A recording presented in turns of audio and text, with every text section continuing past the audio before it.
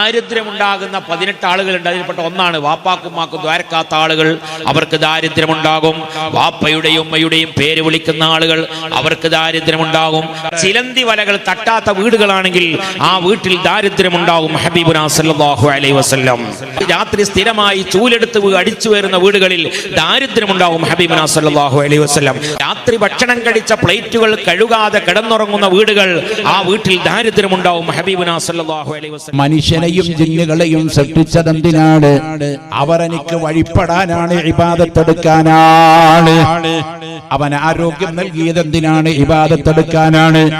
അവന് ഭക്ഷണം നൽകുന്നത് എന്തിനാണ്? അല്ലാഹുവിനെ ഇബാദത്തെടുക്കാനാണ്.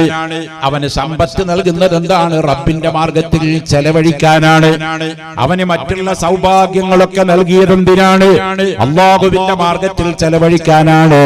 അല്ലാതെ ഭൂമിയിൽ അഹംഭാവം പ്രകടിപ്പിച്ചുകൊണ്ട് നടക്കാൻ